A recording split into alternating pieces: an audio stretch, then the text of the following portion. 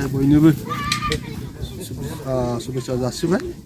गोदान बोसोरा जोंनि गासै बिटिआर ओनसोलनिजों लोगोसे आसाम आरो भारतनि सुबुंफोरनि थाखाय मोनसे मोजां फिथाइ लाबोथों बेखौ बयनोबो आंनिफ्राय बरायनायजों लोगोसे शुभेच्छाखौ जासिहरनाय जायो।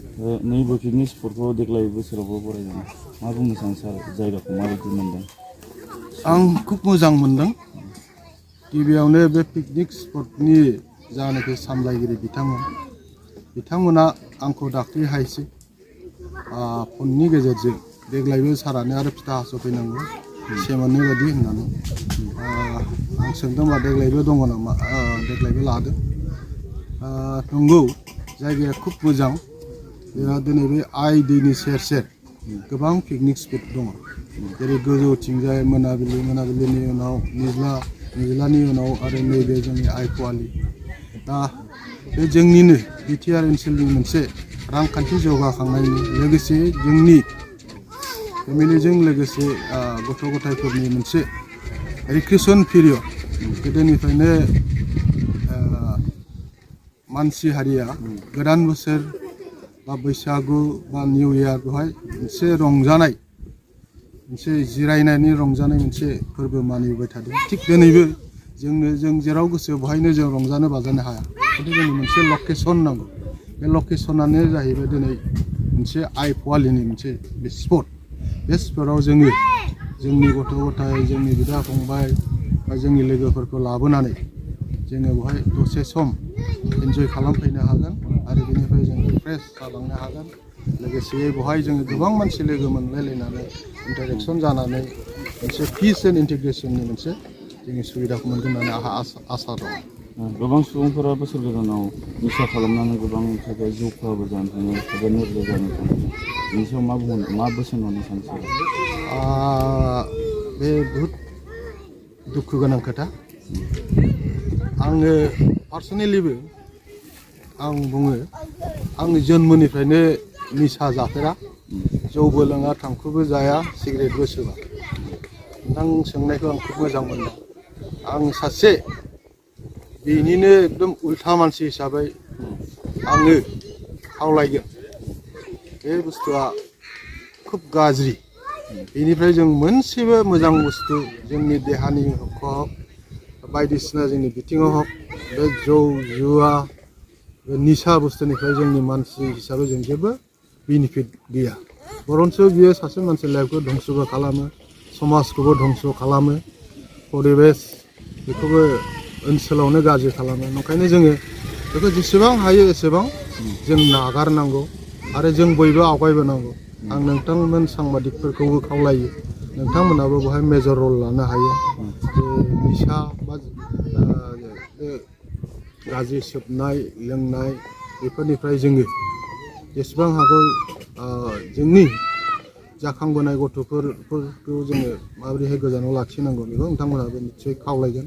आरो आङो दिनै बे गोदान बोसोर 2024आव आगोल जि जालांबाय जाखांनायखौ जों लाबोफिननो हाया। 2024निफ्राय जों समायनानै जेन' जोङो 2024निफ्राय आरो बिदै निसा बुस्थुआव जोङो आखाइ होआ होननानै आरो आं बेखौनो रायजो राजा गासैखौबो खावलायो। 2024निफ्राय जोङो बयबो जेन' बे निसा बुस्थुनिफ्राय जों गोजानाव थानो हायो। दिनै जोङो नोंथांमोननि मिडियानिफ्राय जों फोरमायनो सानो, जोंनि बे आइ कुवालि पिकनिक स्पटआव जों सुबिदा होनाय जादों। माने बेयाव फैनानै दैनि थाखायबो जों सुबिदा खालामनाय जादों। दंखल आरो पेसाब लेट्रिननि थाखायबो जों बेब'स्था खालामनाय जादों। आरो माखासे बे जायगायाव फैनायनि थाखाय लामानि थाखायबो जों लामाखौ जों थिग खालामना होनाय जादों। लामानि थाखायबो प्रब्लेम गैया।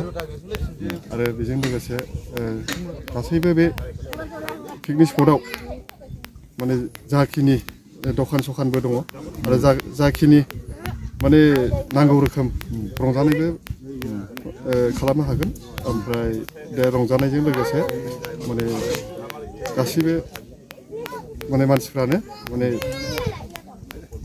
फैनो हागोन आरो। मिथिंगानि नुथाय हिसाबै मा नुनो मोनो नोंथांनि पिकनिक स्पटआव? मिथिंगानि नुथाय हिसाबै जोंनि पिकनिक स्पटआव जोंनाव मेनलि जोंनाव बैग्रि बिफां दं आरो बेजों लोगोसे बै मा होनो गराइ सिबथि होनना बुङो बिफां दङ बे मोनसे डेक'रेसन मोनसे जातनि आरो दैमा दं आइ दै आरो दा गोदानै लुफुंजानाय ब्रिज दङ आइ ब्रिज बिमा दैनि ब्रिज दा बेखौ नुनो मोनगोन आरो दा नोंथाङा सासे कमिटिनि दैदेनगिरि हिसाबै पिकनिक जाफैनो गोसो जानाय सुबुंफोरखौ माबायदि खावलायनो दा गासैबो बे ओनसोलनि रायजो राजाफोरखौ दाब दाब जायगानि रायजो राजाफोर जोंनि बे आइफवालि पिकनिक स्पटआव जों गोजोनै जों बयखौबो हांख्रायहरो खावलायहरो जे जोंनि पिकनिक स्पटआव फैनोब्ला बबेनिफ्राय फैनांगौ काजलगावनिफ्राय फैनांगौब्ला काजलगावजों जानानै फैनानै बेंटल जानानै थुक्राझारनिफ्राय डाइरेक्ट आइफवालि सिदा सानजा बेजों फैनांगौ आरो क'क्राझारनिफ्राय बेबायदिनो काजलगावजों फैनो हायो बा कासिक'त्रा जानानैबो फैनो हायो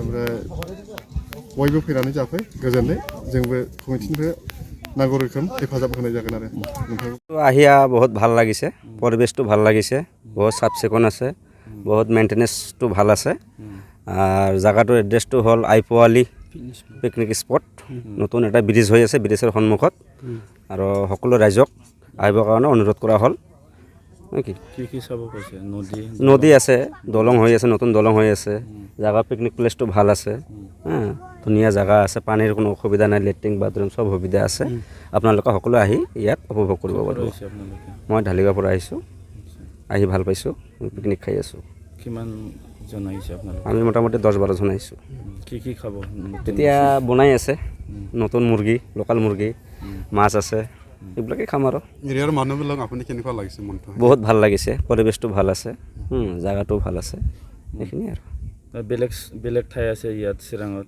আপুনি কিয় আহিছে ইয়াতে ভাল পাইছোঁ ইয়াতে বন্ধুবিলাক ইয়াতে আহিব বুলি কৈছে সেইকাৰণে ইয়াতে আহিছোঁ আৰু কি বেলেগ জেগাত গৈছে বেলেগ জেগাত আগতে গৈছিলোঁ যোৱা বছৰ গৈছিলোঁ এই বছৰ যোৱা নাই এই বছৰতে আহিছোঁ ফাৰ্ষ্ট